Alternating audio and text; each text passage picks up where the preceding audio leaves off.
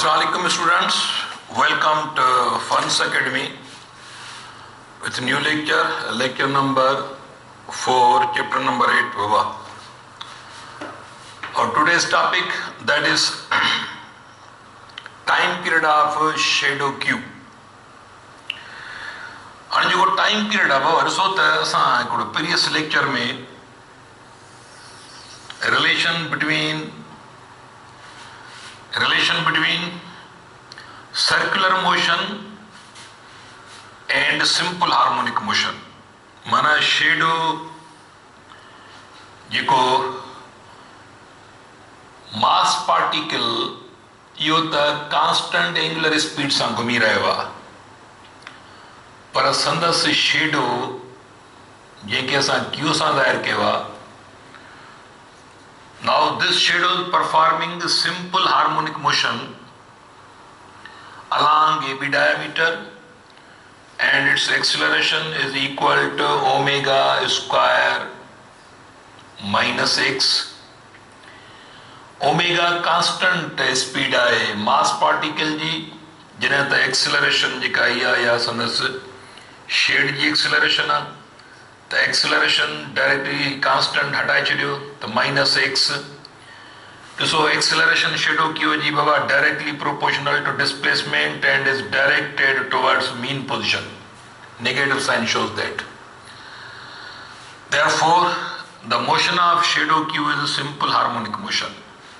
The shadow यानी जेको projection भी चइबो हुन खे shadow Q चयोसि या projection चयोसि यानी त या सिंपल यानी कि जेको इन मास पार्टिकल जो पाछोलो तो टोड़े पियो इन AB डायमीटर ते जंहिंते स्क्रीन आहे. The shadow Q is performing simple harmonic motion along AB diameter along AB diameter. ठीक है बाबा. हाणे इन जो टाइम पीरियड केतिरो आहे? शेडो क्यू फर्स्ट कयो हितां निकिरे थो शेडो हीअं अचे थो, इहो शेडो हिकु ऑक्सीलेशन पूरो थो करे. Time required for one complete oscillation is called, this is called oscillation.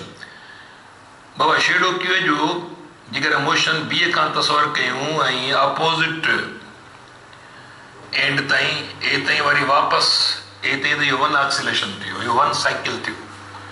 हाणे वन साइकिल जो जेको टाइम हूंदो आहे हुनखे टाइम पीरियड चइबो आहे या period of time.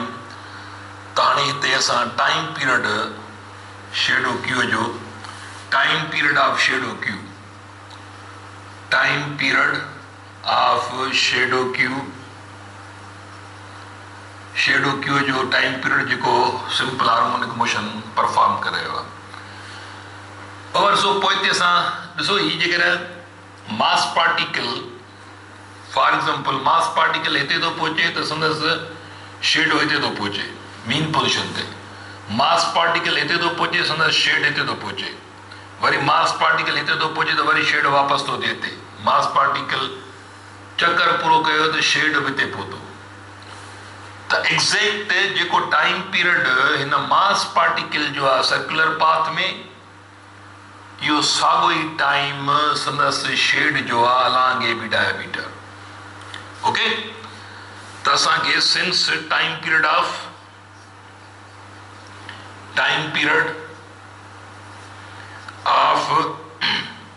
Mass particle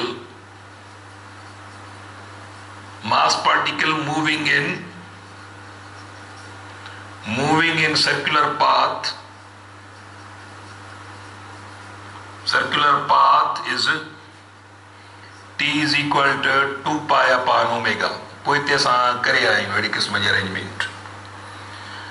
ठीकु आहे बाबा. त this time period is also same for shadow Q. त हाणे इहो शेडो क्यू जो टाइम पीरियड बि एग्ज़ैक्ट इहो ई थींदो जेको शेडो सिंपल हार्मोनिक मोशन अदा करे रहियो आहे. इन जो हिकु ऑक्सीलेशन बी खां निकिरे थो, ए खां वापसि थी बी ते थो अची पहुचे, त इहो हिकु बाबा साइकिल आहे, इहो हिकु एक्सीलरेशन आहे। इन जो टाइम पीरियड जो फार्मूलो बि साॻियो ई थींदो, छाकाणि जो एग्ज़ैक्ट मास पार्टिकल पंहिंजो सर्किल पूरो थो करे त शेडो क्यू पंहिंजो वन एक्सीलरेशन पूरो कंदो आहे। टाइम पीरियड उन करे फार्मूलो साॻियो थींदो। हीअ एंगुलर स्पीड आहे मास पार्टिकल जी, त केतिरी हिकु सेकंड में केतिरा रेडियन मूव करे रहियो आहे, उन हिसाब सां इहो ज़हन में रखो त टाइम पीरियड जो फार्मूलो शेडो क्यू जो साॻियो ई आहे जेको फार्मूलो इन मास पार्टिकल जो आहे जेको सर्किल में घुमे थो, त संदसि पाछोले जो टाइम पीरियड बि हिकु एक्सीलरेशन जो साॻियो थींदो। ओके, त हीउ फार्मूलो बाबा शेडो क्यू जे टाइम पीरियड जो फार्मूलो 2π/ω। हाणे इन फार्मूला मां असां हिकिड़ो ॿियो फार्मूलो वरी ठाहींदासीं। उहो फार्मूलो कंहिंजो हूंदो? उहो फार्मूलो हूंदो time period of mass spring system. हाणे मास स्प्रिंग सिस्टम ॾिसो बाबा, हीअ स्प्रिंग आहे, तव्हां हिनखे फर्स्ट कयो मीन पोजिशन खां तव्हां डिस्प्लेस था कयोसि, हेसि ताईं आयो, हाणे स्प्रिंग हितां छॾियोसि था, माना एक्सटर्नल फोर्स त रिस्टोरिंग फोर्स खे वापसि कंदो। इहो स्प्रिंग वरी बाबा कंप्रेस थी हेॾे अपोज़िट साइड हलियो ईंदो। हाणे स्प्रिंग हितां निकिरे थो, इहो अचे थो वापसि मोटी वियो, त इहो हिकु एक्सीलरेशन आहे। हाणे इन स्प्रिंग जो मास स्प्रिंग सिस्टम जो टाइम पीरियड जो फार्मूलो, माना हीअ एक्सट्रीम पोजिशन खां निकिरे थो बाबा, इहो वापसि मोटी वियो, त हिकु एक्सीलरेशन में टाइम केतिरो लॻाई, त हिन टाइम पीरियड जो फार्मूलो असांजो थींदो वञी, इहो फार्मूलो एक्चुअली ड्राइव कबो हिन ई फार्मूले मां। असां इहो ई फार्मूलो इस्तेमालु कंदासीं, since time period for shadow Q is 2π/ω। ठीकु आहे बाबा। हाणे ॾिसो असांखे बाबा मास स्प्रिंग सिस्टम जी एक्सीलरेशन जी ख़बर आहे, equal two K/m into -x। ठीकु आहे, असांखे शेडो क्यू जी एक्सीलरेशन जी ख़बर आहे, इज़ इक्वल टू ω² - x। ई ॿई सिंपल हार्मोनिक इक्वेशन, यानी सिंपल हार्मोनिक मोशन जूं इक्वेशन्स आहिनि। माना यानी ॾिसो त हिकिड़ी तव्हांजी मास स्प्रिंग सिस्टम जी एक्सीलरेशन आहे, ॿियो शेडो क्यू जी एक्सीलरेशन आहे, ॿई सिंपल हार्मोनिक मोशन था अदा कनि। हाणे हिन में कांस्टेंट वैल्यू हिते आहे, ही कांस्टेंट हीअ आहे, बाक़ी तव्हां छॾे ॾियो वैल्यू, ही कांस्टेंट पाण में इक्वेट कयो, therefore ω² is equal to K/m, त ω is equal to √K/m। Okay, त ω जेको आहे K/m जे बराबरि आहे, हिते पुट कयो त तव्हांखे time period is equal to 2π √ω हटाए बाबा स्प्रिंग कांस्टेंट, हू कांस्टेंट हटाए, यानी शेडो क्यू जो मास पार्टिकल जेको एंगुलर स्पीड सां घुमे थो पियो, उनखे हटाए तव्हां इन जे बराबरि सां ई वैल्यू कयो आहे, K/m खणी अचो, और time period is equal to 2π √m/k। हाणे ही फार्मूला आहे तव्हांजो 2π √m/k। ही यादि रखे छॾियो त बाबा मास स्प्रिंग सिस्टम जे टाइम पीरियड जो फार्मूला आहे। हाणे हिते ॾिसो थोरो प्रोपोर्शनलिटी चेक कयो त time period directly proportional √ mass time period, यानी inversely proportional to √ of spring constant. त हिन मां साबित थो थिए पियो त बाबा जेकॾहिं फर्ज़ कयो तव्हां वटि जेको अटैच मास आहे उनजो तालुक टाइम पीरियड सां, माना मास जेकॾहिं टाइम पीरियड डबल करिणो आहे त मास 4 दफ़ा जेकॾहिं मास वधंदो त हीअ स्प्रिंग डबल टाइम में वापसि थींदो, ऐं जेकॾहिं मास 9 दफ़ा वधंदो त स्प्रिंग 3 दफ़ा वधीक टाइम लॻाईंदो। अहिड़े नमूने सां डायरेक्ट प्रोपोर्शनलिटी आहे पर √ टाइम्स।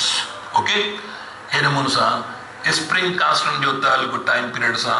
स्प्रिंग कांस्टेंट जेकॾहिं बाबा छा थी वेंदो, जेकॾहिं फॉर एग्जाम्पल स्प्रिंग कांस्टेंट जेकॾहिं 4 थी वेंदो त टाइम पीरियड हाफ, छाकाणि त जेतिरो स्प्रिंग सख़्तु हूंदो ओतिरो हिनखे छॾिबो त उहो जल्दी ईंदो, जल्दी वापसि थींदो। हार्ड स्प्रिंग बॉडी खे जल्दी छिकींदो ऐं जल्दी उछलींदो आहे।